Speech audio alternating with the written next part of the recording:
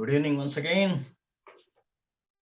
Okay, let us see what is waiting for me for today. Okay,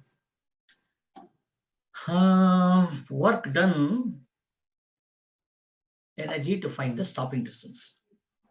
In the previous few lectures, we had been looking at what will be how do you use work energy theorem to find out the tension in the string, or maybe what is the work done by tension, and so on.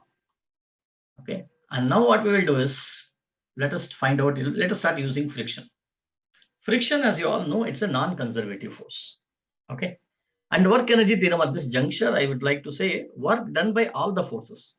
When I say work done by all the forces, which means it includes your non-conservative force also, which means now it should be work done by conservative forces plus non-conservative forces. Work done by non-conservative forces plus work done by conservative forces should now be equal to delta Ke. This is what it means. So far what you have been doing, you only consider work done due to the other forces. I did not write NC here. Okay, I wrote work done due to tension, work done by gravity, all this you wrote it. These are all conservative forces. Okay, now I am writing a new term, non-conservative. Anyway, in this example, will I be using it? I won't be using this one here. Okay. Anyway, okay, we don't be using much, but in the further examples, let me see whether we can do something related to it. Now, this is a very easy problem. Okay, if it has been asked in kinematics, everyone will do it. Okay, nothing new. Let us see what does it mean. Let us start by the first method. What is the first method? A car moves in a given direction. The mass of the car is given to be 1000 kg, and it is moving with a speed of 16.7 meters per second. Good. Applies the car's brakes when you see there's a red light. Okay, there's a traffic signal in Bangalore. Every time you have a traffic signal, doesn't matter. Okay, so you apply your speed, or you applied a brake of 60 at when you see it at a distance of some distance. Okay, and the car's brake provides a frictional force of 8000 Newton. So when you say you're applying a frictional force, that means it should be acting backwards. So 8000 Newton. 8000 Newton. Is there any forward force? No forward force. Okay, so it is moving with uniform velocity, but the moment you apply a negative force, it tries to retard, it tries to slow down. Okay, and finally it has to come to rest. Now the car will move a certain distance here. Okay, and then you need to find out what is the distance moved by the car. Okay, very, very easy. Here I sit in the car, keep on driving, and I reach that point, right? I should have that in mind. See how nicely our mind calculates all this. We don't have a calculator and then keep on doing it, right? Okay, but physics people have to do it, right? Now what is that we need to do? So first is, let us find out. Okay, we can find out the acceleration from here. Acceleration here is nothing but force by mass, which is nothing but 8000 divided by 1000, which is equal to minus 8 meter per second square. Why minus 8? Because I wrote it because is a deceleration. Okay, the car is undergoing a deceleration. Acceleration means speed increase. Deceleration means speed decrease. Okay. Now if there's a decrease in speed, now what will happen? We know that the frictional force is given by mu times m, right? As it is moving, it's mu times m, and this should now be equal to mu times mg. N is equal to mg. Okay. Now there's only one frictional force which is acting here, which should now be equal to, frictional force is nothing but now it is ma minus ma, which is in the reverse direction. So this should be equal to minus mu mg over here. So this m and this m goes away. So I am now getting as a is equal to mu times g. Okay. So now we get this here. Now what is that we need? The initial velocity. Yeah. Okay. The final velocity is equal to 0. Initial velocity is equal to 16.7 meter per second. You need to find what is s. You can apply equations of motion. Why equation of motion? Because you see a equal to mu g. It's a constant. Okay. So therefore, s is equal to, which equation will you use? You need to use v square. I don't have t here, right? We just need to connect between s, v, and u. Okay. So therefore, so now what do we need here? We need the value of s. S is equal to v square minus u square divided by 2a, or I'm used v square is equal to u square plus 2a. That equation I used, and this will be v square 0 minus u square 16.7 square divided by 2. What is a? A is the the value of what is this? Minus 8. Minus 8. Let me substitute it.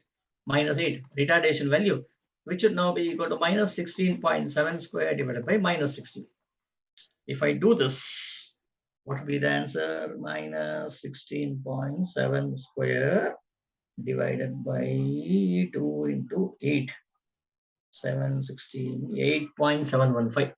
I get the answer is 8.715 meters. Okay. So thus the car will stop after traveling a distance of around 8.7 meters. Okay. Now we have got an answer. First method is done. Second method. What is the second method? Second method tells you that the work done by the friction, which is a non-conservative force, plus work done by the mass, okay, is equal to difference in kinetic energies. Let me just a moment.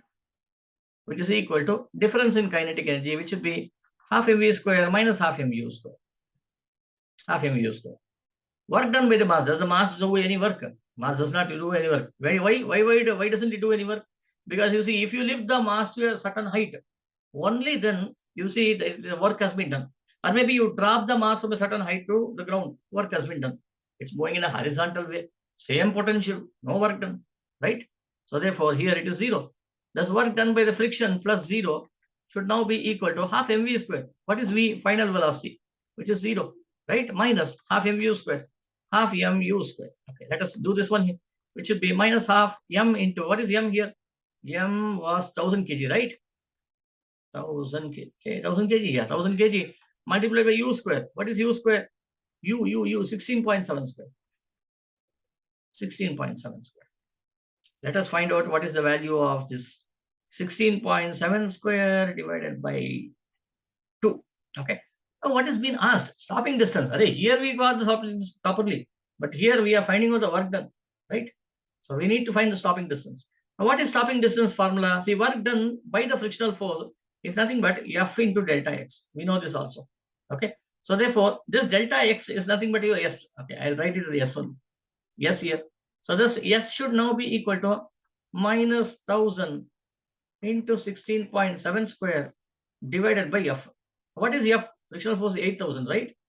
Okay, which should be minus 1000 into 16.7 square divided by 8000.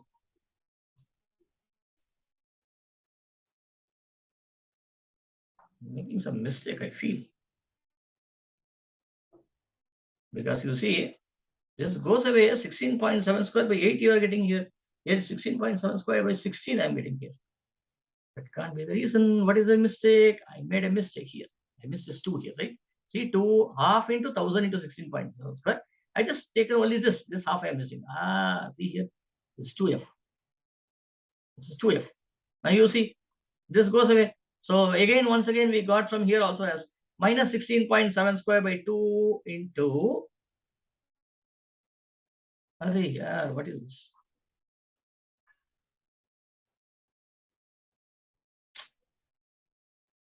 Okay, 2 into 8, 16. See, minus 16.7 square divided by 16 minus 16.7 square divided by 16. So you get the same answer. You may ask me, where is it negative here? Of course, there should be a negative here also. Why negative? Simply just like this, you can put it no, because you see it's a frictional force acting in the opposite direction.